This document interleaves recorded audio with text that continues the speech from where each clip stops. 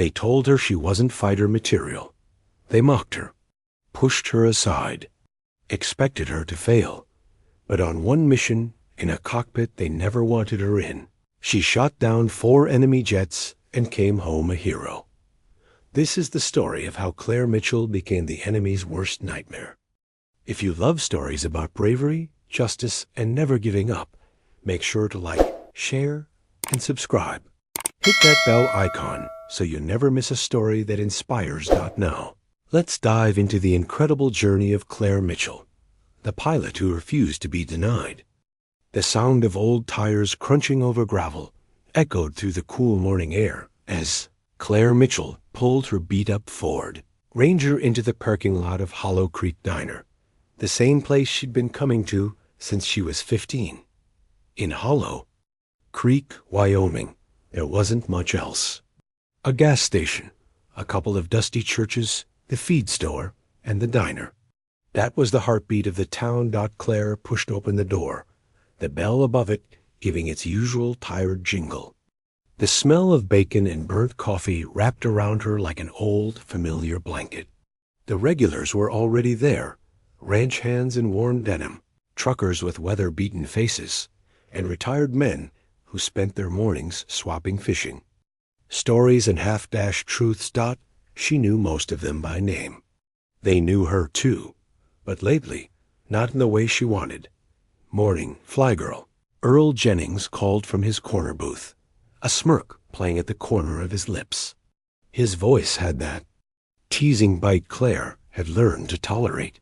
Heard the Air Force doesn't let little ladies like you fly the big toys. A ripple of chuckles ran through the diner. Claire forced a polite smile, though her chest burned. She wasn't a stranger to jokes, but ever since she'd been back from selection week at Laughlin Air Force Base, back with nothing to show for it but a rejection letter, the teasing had turned sharper, louder. Folks liked to pretend they were just having fun, but she could feel the truth under it.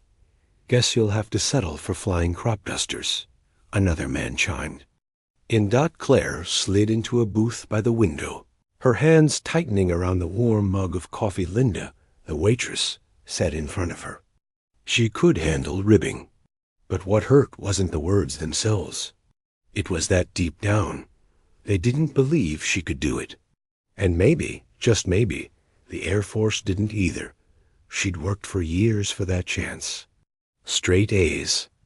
In high school, the ROTC program in college, late nights memorizing flight manuals and early mornings running until her lungs felt like they'd split. And still, one official letter, a few choice words, and it was gone. Not recommended for fighter pilot training at this time. She could hear her dad's voice even now. Some folks just aren't cut out for certain jobs, Claire. And there's no shame in that. But she knew that wasn't the truth. Not for her. She wasn't not cut out. She'd been cut down. The decision hadn't come after any failed flight test. She'd passed every one. It came after an interview with Major Reddick, a man with a permanent frown and a file thicker than his patience. He'd asked about her leadership experience, about decision-making under pressure. She'd answered honestly, with confidence. But his eyes had wandered, his tone clipped. By the end, he'd said something she'd never forget. You've got potential, Mitchell, but fighter wings aren't for everyone. It's a demanding world out there, and not all temperaments are suited for it. She knew what he meant. He didn't think she could hack it because she wasn't like the others. Because she was a woman. And in his world, women still had to prove themselves twice over just to be seen as equal. She tried to push the thought aside as Linda brought her eggs and toast. Outside, the wind rattled the diner's old windows. Hollow Creek was beautiful, but lonely. The kind of place you left if you wanted to do something big. Claire had left once. And now she was back, sitting in the same booth where she'd once dreamed of taking off into the wild blue yonder. But she wasn't about to stay here forever. That night, after dinner with her parents, Claire sat in her small bedroom, staring. at the framed photo on her desk, her in an old Cessna 172, grinning, headset on, the sunlight spilling in over the control panel. She'd earned her private pilot's license at 19. She knew the sky like other folks knew the back roads around town. The Air Force could turn her down. The good old boys in the diner could laugh. But she wasn't done, not by a long shot. A week later, she got a call that would change everything. It came from Captain Thomas Reyes, an instructor she'd met during her training rotation. He had a voice like warm gravel, steady and no nonsense. "Mitchell," he said without preamble, "you still want to fly?" Her answer was immediate. "Yes, sir." "I can't promise you a fighter slot," he said, "but I can get you into a joint training exercise overseas. You'd be flying unarmed recon. Low risk on paper, but we need sharp eyes and quick thinking. You fit the bill." It wasn't what she'd dreamed of. It wasn't a fighter jet screaming across the sky at Mach 2, but it was a way back in. And something in his tone told her this was more than just a routine assignment. "When do I leave?" she asked. 2 weeks, Reyes replied. "And Mitchell, keep your head down. Not everyone out there is going to be happy you're in the cockpit." She hung up, her pulse racing. This was it, her second chance. And she was going to make damn sure no one could take it from her again. The day she left Hollow Creek, her dad just gave her a quiet nod at the breakfast table. Mom hugged her tight, whispering, "Show them who you are." Claire didn't say anything in reply. She just shouldered her bag, stepped outside into the crisp Wyoming air, and headed for the truck that would take her to the bus station. She didn't know what awaited her overseas. She didn't know if she'd ever get the fighter wings she'd wanted for so long, but she knew this much. She was done letting other people decide what she could or couldn't be, and the world was about to find that out. The flight overseas was long, sleepless, and noisy. Claire stared out the small oval window as the dark ocean stretched beneath the plane. The hum of the engines blended with the sound of her own thoughts. Every memory of rejection, every word of doubt, all swirling together. She landed at the military base just after sunrise.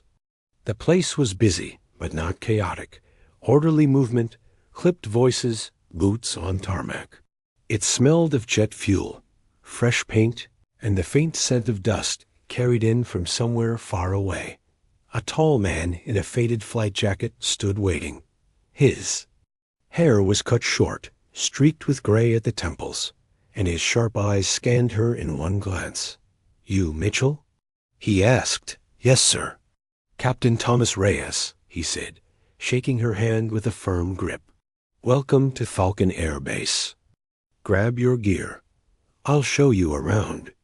The walk to the hangars took them past rows of parked aircraft, F-16s, transport planes, a few reconnaissance birds like the one she'd be flying. Claire's fingers itched at the sight of the fighters, their sleek frames glinting in the morning light. "You won't be in one of those," Reyes said, following her gaze. "Not yet." She nodded, though she couldn't stop herself from glancing back. Inside the hangar, the first faces she met told her everything she needed to know. A group of pilots sat around a table, sipping coffee, flipping through briefing folders. One of them, a broad-shouldered man with a square jaw and perfect hair, leaned back in his chair as Reyes walked in with her. "This our new recon driver?" he asked, his tone light but his eyes sharp. "Lieutenant Claire Mitchell." Reyes said, "You'll treat her with the same respect as anyone else on this team." The man smirked. "Sure thing, Captain." The others exchanged glances, some curious, some skeptical. Claire gave them a polite nod, but she felt the heat under her collar. She'd been here less than 5 minutes, and already the air was thick with a kind of quiet judgment she knew too well. Reyes led her to a small office space with a desk, a single window, and a stack of flight manuals. you'll be paired with Staff Sergeant Miller for now, he said. He knows the terrain. He's good at what he does. Claire opened her mouth to ask about her first flight, but he cut her off. Look, Mitchell, Reyes said, leaning against the desk. Not everyone's going to be happy you're here. You already know that. But I put you on this roster because I think you can do the job. Prove me right. I will, sir, she said. Good. Her first week was all briefings, simulations, and equipment checks. She learned the local airspace like the lines on her palm. She memorized every checklist, every emergency procedure.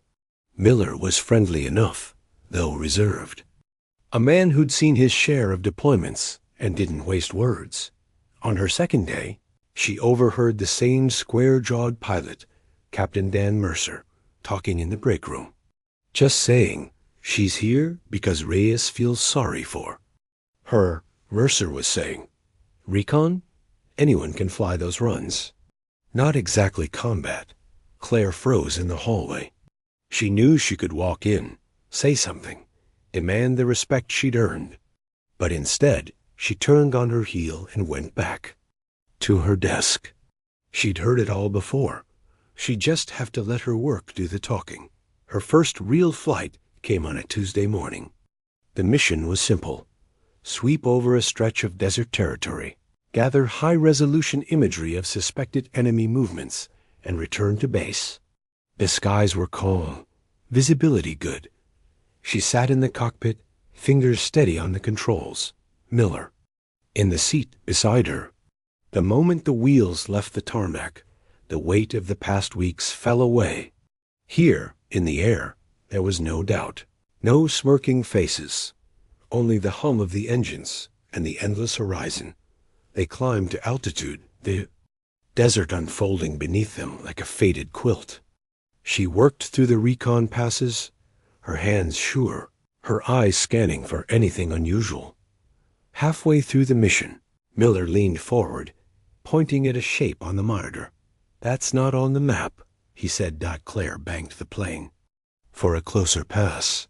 Through the zoomed-in feed, she saw a cluster of camouflaged vehicles, not supposed to be there.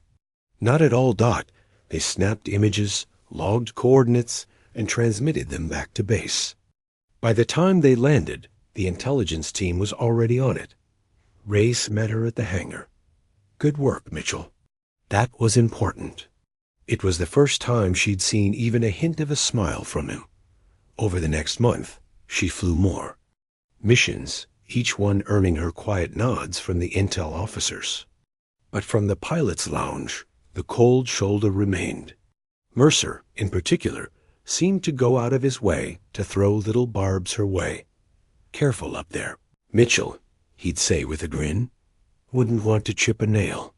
She ignored him, but the words lodged deep. Then, one morning, everything changed. The briefing was tense. Reyes stood at the front, pointing to a map filled with red markers. Enemy aircraft have been sighted closer to our patrol zones, he said. Recon runs will be higher risk until further notice. We're rotating pilots to keep everyone fresh. Mitchell, you're still on deck for this afternoon. Claire nodded. Inside, her pulse quickened. Higher risk meant faster thinking, sharper reflexes. It also meant more eyes on her performance. As the room cleared, Mercer passed her, leaning in just enough to whisper, "Try not to get yourself shot down, rookie." She didn't answer. She didn't need to. Because deep down, she knew something Mercer didn't. If this mission went wrong, she was ready to fight her way out of it, whether anyone believed she could or not. And by nightfall, everyone on that base would know exactly what she was made of. The afternoon sun beat down on the tarmac as Claire climbed into the recon bird. The heat shimmered above the concrete, distorting the lines of the distant hangars. She strapped in, her movements steady, deliberate. Every click of the harness felt like a promise to herself. No mistakes, no doubts. Miller slid into the seat beside her, checking his headset. "Clear comes check," he said. Loud and clear, Claire replied. Ray's voice came over the radio. You're cleared for takeoff, Recon 2. Keep it tight. Watcher 6. The engines roared to life, and soon they were climbing into the blinding blue. Claire's hands moved over the controls like a pianist over familiar keys. The routine was muscle memory now. Climb, level off, adjust heading. The desert below rolled out in shades of gold and rust. It was beautiful from up here, the kind of view that could almost make you forget there was a war brewing on that same land. Almost thought the first hour was uneventful. They photographed the designated areas, scanning for any sign of movement. Miller was jotting down notes when the radio crackled with an urgent tone. Recon 2, this is Falcon Command. We have unidentified contacts moving into your airspace. Possible hostiles. Maintain course, but stay alert. Claire's jaw tightened. Copy, Command. Her eyes swept the sky. At first, nothing. Then, on the far edge of the horizon, 3 dark specks appeared. They were moving fast, too fast, to be friendly transports. Got them, Miller said, his voice low. Vectoring in from the east. Falcon Command, confirm. Are we weapons free? Claire asked. Negative, Recon 2, came the reply. Your bird is unarmed. Divert west immediately. Support is en route. Unarmed. She knew that. But hearing it now, with 3 possible enemy jets closing in, made her stomach clench. She banked hard to the west, the recon plane shuddering slightly under the sudden turn. The specks grew larger, their shapes now clearly hostile fighters. Sleek, angular, built for speed and kill. They're gaining, Miller said. Yeah, I see that, Claire replied, eyes locked on the mirrors. Her options were thin. She could keep running and pray the support fighters got there in time. Or she could use the one thing she had, her flying. She pushed the throttle forward, the engines whining in protest. The recon bird wasn't built for this kind of maneuvering, but she coaxed every ounce of speed out of it. The ground blurred beneath them, got the enemy jets, closed the distance. One broke off, swinging wide to flank. They're hurting us, Miller said. Not if I can help it. Claire muttered. She dove low, skimming just above the desert floor. Dust plumes trailed in their wake. The enemy jets hesitated. Low altitude meant more risk for them. Claire wove between rocky outcrops, using the terrain as cover. Command, this is Recon 2, she said into the radio. We're engaged. Requesting immediate support. Recon 2, support is 3 minutes out, Command replied. 3 minutes. Might as well have been 30. An enemy jet fired. The flash of a missile launch lit the edge of her vision. Instinct took over. She yanked the plane into a hard right turn, the missile streaking past and detonating against a ridge in a burst of dust and rock. Miller swore under his breath. They're not playing around. Neither am I, Claire said. She spotted a narrow canyon ahead, jagged walls rising on either side, just wide enough for her to slip through. She aimed straight for it. Mitchell, you're crazy, Miller said, but he didn't sound entirely disapproving. The recon plane shot into the canyon, the cliffs rushing past, so close she could see individual cracks in the rock. The enemy jets couldn't follow, not at this speed, not this low. One peeled off. The others tried to track her from above. Support inbound. Command's voice crackled in her ear. Claire burst out of the canyon, pulling up hard into the open sky. And there, like guardian angels with teeth, came 2 F-16s from Falcon Base. The sky exploded into chaos. The F-16s engaged the enemy fighters, twisting and diving in lethal arcs. Claire climbed high, giving the dogfight room below. Within minutes, 2 enemy jets were down in smoking trails, another retreating toward the horizon. The fourth was locked in with an F-16, but a final burst of gunfire ended it. "Recon 2, you're clear," Command said. "Good flying out there." "Mitchell." She exhaled slowly, her hands finally loosening on the controls. Miller glanced at her, a rare grin breaking his usual calm. "Guess the rookie can handle herself," he said. By the time they landed back at Falcon Base, word had already spread. The same pilots who had barely looked her in the eye were now stealing glances, whispering. Reyes met her at the hangar, his expression unreadable. "You kept your head," he said simply. "That canyon stunt, risky. But it bought you the time you needed. I'd call that a good day." From across the hangar, Mercer watched, his smirk gone, replaced by something else. Something that looked almost like respect. Claire knew this was just the beginning. They might give her credit for today, but deep down, some still thought it was luck. She was going to make sure they learned otherwise. 3 days passed since the canyon run. The story had already taken on a life of its own in the base's rumor mill. Some said Claire had flown barely 10 feet above the canyon floor. Others claimed she'd actually scraped the landing gear on a rock ledge and kept going. Miller, of course, said nothing, and Claire didn't bother correcting anyone. She knew the truth. It had been dangerous, maybe reckless, but it had worked. Even so, the feeling in the pilot's lounge was different. Not warm, exactly, but no longer openly cold. Mercer still had that air of casual superiority, but he didn't throw any more jabs her way. She figured things would settle back into routine.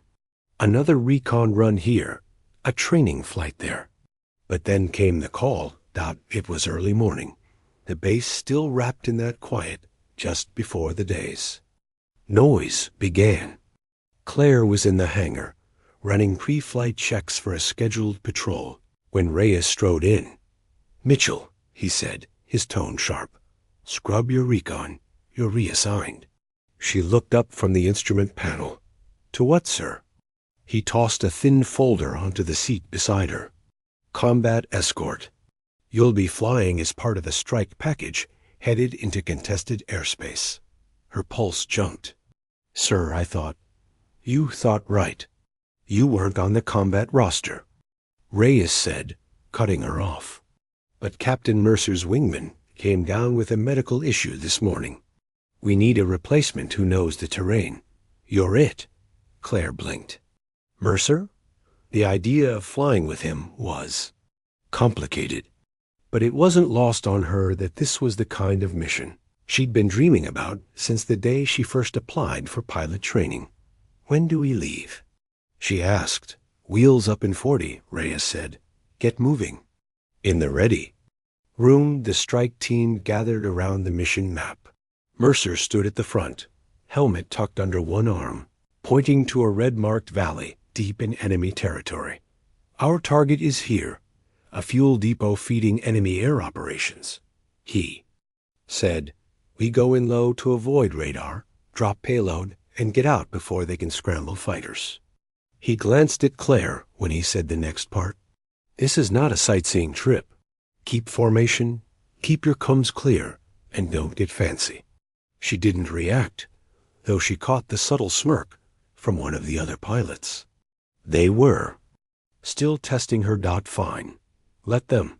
The strike package launched in a tight diamond formation, 2 F-16s up front, Claire and Mercer trailing. The early part of the run was smooth. Quiet skies, steady speed. She stayed exactly where she was supposed to be. No more, no less. But 20 miles from the target, the radar warning light on her console flared. "Mercer, I've got a spike." She called over the comms. "Copy," he replied. "All aircraft, break left now." The formation scattered as 3 enemy fighters appeared from the east, closing fast. "Command, this is Viper 1. Mercer's voice snapped over the radio. "We've been intercepted. Engaging." The sky exploded into motion. Mercer peeled, off to engage the lead hostile. The other F-16s turned toward the remaining two. Claire banked hard, scanning for a shot, but an enemy jet broke from the fight and came straight at her. "Mitchell, on your 6." Mercer's voice was urgent. "No." She rolled right, cutting low to break his lock. The gi forces pressed her into the seat, her vision narrowing at the edges. She popped flares, the enemy missile streaking past and detonating harmlessly in the distance. Not no time to think, only fly. The fight dragged south, closer to the target zone. Claire found herself in a twisting duel with the same enemy jet, each, trying to outmaneuver the other. He was good, but he didn't know her. She cut speed suddenly, letting him overshoot. The moment he crossed her sights, she squeezed the trigger. The cannon roared, and the hostile jet erupted in flames, spiraling toward the desert floor. "One bandit down," she called over comms, her voice calm despite her pounding heart. Mercer's reply came quick. "Stay sharp, we're not done yet." 2 more enemy fighters appeared from the north. Claire barely had time to register them before the strike leader's voice cut through the comms. "We can't complete the strike with these numbers. Mission: scrub all aircraft, disengage, and RTB." The retreat turned into a running fight. Claire stuck close to Mercer, covering his flank as they weaved and climbed, dodging missile locks. By the time they crossed back into friendly airspace, the enemy had broken off. When they landed, the air in the hangar was electric. Pilots crowded around the returning jets, eager for details. Mercer climbed down from his cockpit first, pulling off his helmet. He looked at Claire for a long moment. "Not bad," he said finally. "You can fly in my wing any time." It wasn't a smile, but it wasn't an insult either. And coming from Mercer, that was almost the same thing. That night, Claire lay in her bunk, staring at the ceiling. She'd shot down her first enemy fighter. It wasn't the 4 she didn't yet know were coming, but it was a start, a very loud start. And somewhere deep inside, she knew the fight that would define her career wasn't far away. Morning came with a restless wind over Falcon Base. Claire walked into the hangar to find Mercer already there, helmet under his arm, talking to Reyes in low tones. Both stopped when they saw her. "Mitchell," Reyes said, motioning her over. "We've got a situation." The map spread on the table told her enough. Red markers clustered near a supply corridor, one of the main routes for getting fuel, ammo, and parts to their forward operations. Enemy activities picked up in this sector, Reyes said. "They're using air cover to keep our convoys pinned down. We need to hit their forward operating base before they can tighten the noose." Mercer pointed to a valley on the map. "Intel says they've got at least half a squadron stationed here. That's bad enough, but the real problem is they've been getting reinforcements faster than expected. If we don't cripple their air assets now, we'll be playing defense for the next month." Claire studied the map. It was a long, run-over contested airspace with narrow escape routes. The kind of mission where the difference between getting home or not often came down to luck and skill. "Strike package launches at 0900 tomorrow," Reyes said. "Mitchell, you'll be flying in Mercer's wing again. You'll also be covering the tail on egress. That means if anything tries to follow us home, you're the first and last line of defense." Her stomach tightened. The tail position was dangerous. It meant being bait, in a way. The role was trusted only to pilots who could keep their head when the sky turned ugly. "I can handle it," she said. Reyes gave a short nod. "I know you can. That's why you're in the slot." That afternoon, they ran through every detail. Flight path, timing, rules of engagement, bailout procedures. The briefing room smelled of stale coffee and dry erase markers. The hum of the projector filling the spaces between voices. Mercer went over the attack phase 3 times. His tone clipped but focused. Claire noticed he didn't look at her the way he had during her first weeks on base. There was no smirk now, just the weight of someone who'd seen missions go bad and wanted to make sure they didn't. When the meeting wrapped, he caught her by the arm as she started to leave. "Mitchell," he said, "out there tomorrow, don't just watch me. Watch everything. If the lead breaks, you'll be making your own calls." She held his gaze. Understood. That night, Claire sat in her bunk, gear laid out beside her like a ritual. Helmet, gloves, flight suit, each piece checked and rechecked. She thought about Hollow Creek, the diner, the men who'd laughed when she came home rejected. She thought about Major Reddick and his words about temperament. Tomorrow was more than a mission. It was a chance to put all of it behind her, or prove them right if she failed. Sleep came in short bursts, each one filled with dreams of roaring engines and tracer fire. The morning of the mission dawned clear but tense. In the ready room, the air was thick with quiet conversation and the occasional nervous chuckle. Pilots checked weapons loadouts. Ground crews moved with purpose on the tarmac outside. Reyes stepped in for one final word. "This is a high-risk op. Stick to the plan, watch each other's backs, and if it comes down to it, make it home." That's an order. Claire zipped up her flight suit and followed the others out into the bright sunlight. The roar of jet engines filled the air as they climbed into their cockpits. "Viper 1 to all calsigns." Mercer's voice came over the comms. "Let's go make some noise." Claire eased the throttle forward. The runway blurred beneath her, and then they were airborne, climbing toward a sky that felt heavier than usual. She didn't know it yet, but by the time this mission was over, her name would be spoken in every corner of Falcon Base, and far beyond. The strike package slid into enemy airspace low and fast, hugging the terrain to stay below radar. Claire's eyes moved constantly, from her instruments to Mercer's jet ahead, to the jagged ridges flanking their route. The target valley opened up ahead, a flat stretch broken by scattered structures and the dark shapes of parked enemy aircraft. "Viper 1 to all calsigns." Mercer's voice crackled over comms. "Weapons hot. Execute." The lead F-16S climbed sharply, rolling into attack. Runs. The first bombs hit seconds later. Bright flashes, shock waves blooming across the valley floor. Claire stayed with Mercer, covering his tail as he lined up for his strike. His missiles streaked out, slamming into the fuel depot in twin eruptions that sent plumes of black smoke clawing into the sky. And the alarms lit up. Multiple bogies inbound from the northeast. Came the warning from command.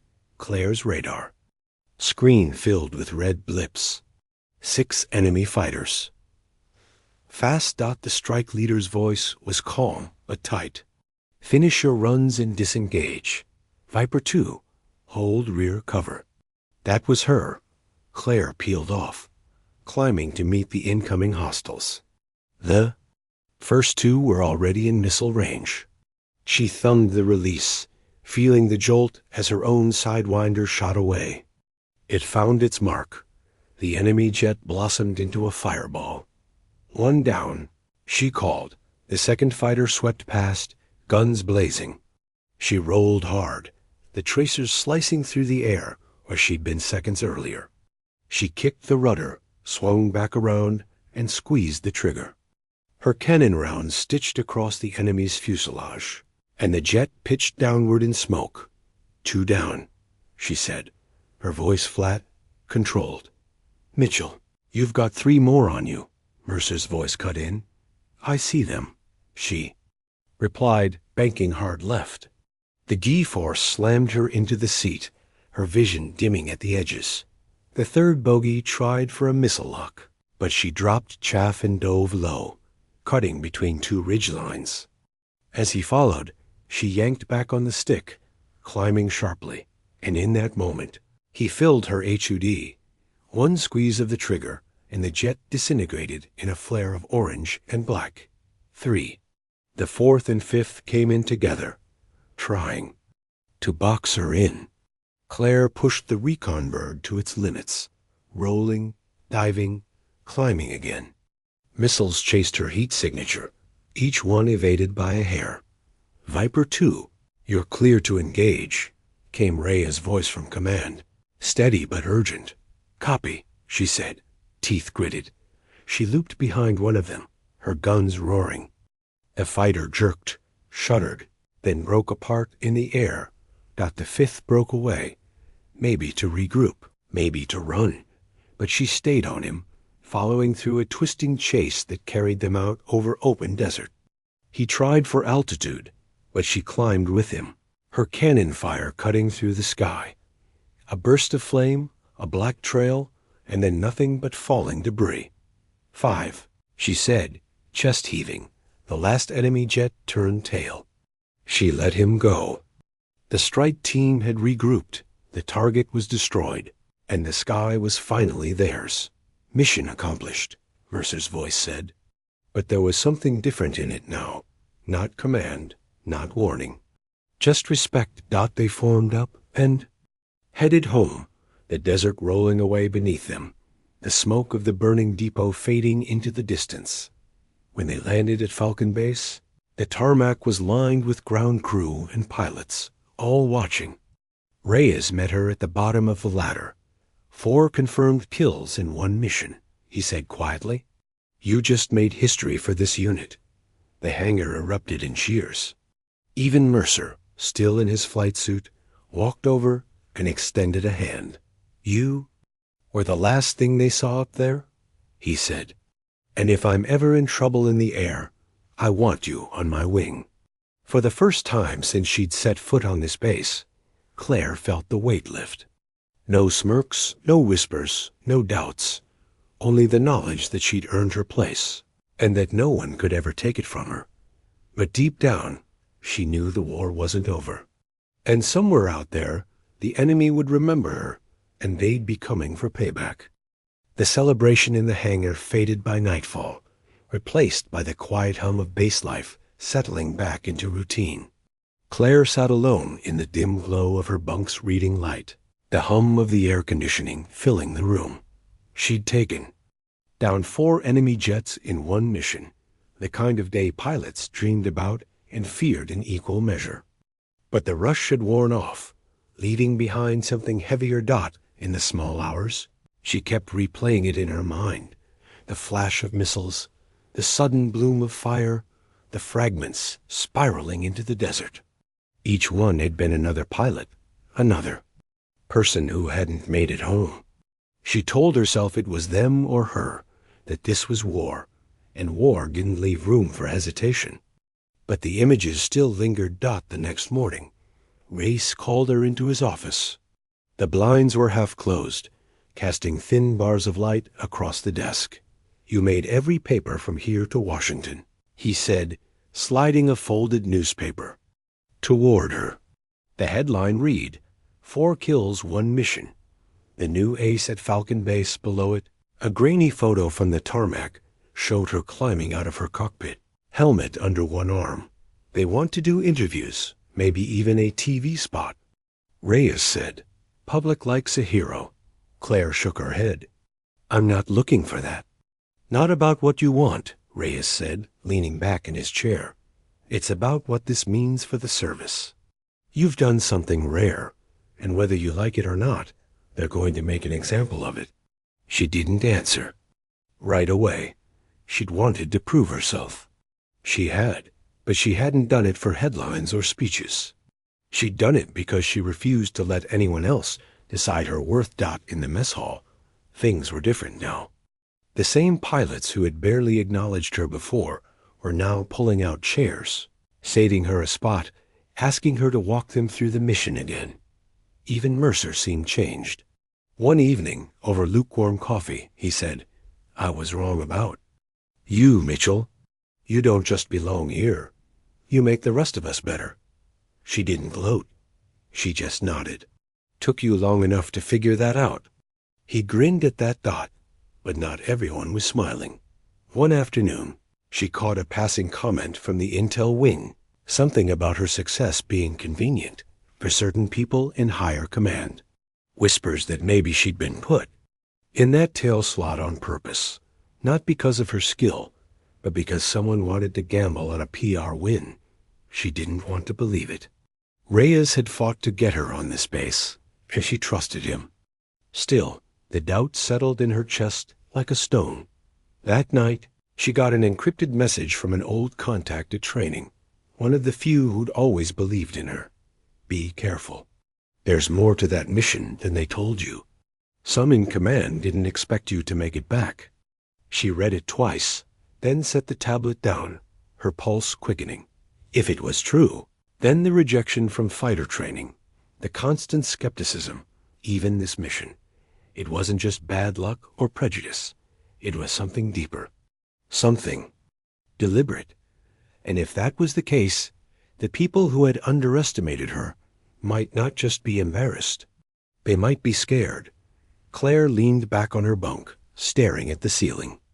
The war in the air was dangerous enough, but she was starting to realize there was another kind of fight happening right here on base, and the next time someone tried to cut her down, it wouldn't be in a cockpit. 2 days after the message from her old contact, Claire was summoned to Ray's office. The blinds were drawn this time, and a folder sat in the middle of the desk like it was waiting for her. He motioned for her to sit. "You've got friends. In places I don't even ask about," he said. "This came across my desk, and I think you need to see it." She flipped the folder open. Inside were mission logs, personnel notes, and a copy of the roster assignment sheet for the day of the 4-kill mission. Next to her name, in neat typed letters, was a notation: low probability of return. Her stomach turned. "This is what they thought of you," Reyes said quietly. "Not because you weren't capable, but because someone upstairs wanted to test a theory. Put you in a tail slot, throw you into the worst of it, and see if you'd break." Claire's jaw tightened. "And if I hadn't come back?" Reyes leaned forward. "They would have written it off as an acceptable loss. And they would have used it as proof that their decision to keep you out of fighters was justified." The anger came in waves, hot, then cold. This wasn't just about one mission. It was about years of being underestimated, locked, and quietly shoved aside. And she had the proof in her hands. That night, she stayed in her quarters long after lights out, crafting a report. Not just about the mission, but about every time she'd been dismissed without cause. Every performance score that had mysteriously dropped without explanation. Every instance she'd been left off rosters she was qualified for. She included the notation from the mission log, and she made sure copies were sent, not just to command at Falcon Base, but to the Inspector General's office, the Oversight Committee, and a trusted journalist she knew wouldn't bury the story. She didn't need to shout. She didn't need to grandstand. She just needed the truth to land where it would hurt the most. The fallout came fast. Within a week, certain officers were reassigned. Others retired early. The name of Major Reddick, the man who'd dismissed her at training, appeared in a short announcement about a personnel change at headquarters. No one said her name out loud in connection with it. But people knew. Mercer caught her in the hangar one afternoon, his expression somewhere between respect and caution. "You've been busy," he said. She just smiled. "I fly. I do my job." A month later, Reyes called her in again. "You've been approved for fighter conversion," he said. "Full combat qualification. No more recon slots unless you want them." Claire felt the words settle deep inside, not as a gift, not as an apology, but as a door finally opening. On her first official fighter sortie, she took off into a sky washed clean after rain. The clouds broke in soft white sheets, sunlight glinting off her canopy. Down below, the small town of Hollow Creek was just another name on a map, but she could almost see the diner, the dusty streets, and the people who had once laughed at the idea of her flying combat. She smiled to herself. The girl they'd underestimated was gone. The woman she'd become was up here now. And somewhere out there, the enemy still remembered the day they'd met her. The day the sky caught fire. The day Claire Mitchell became their worst nightmare.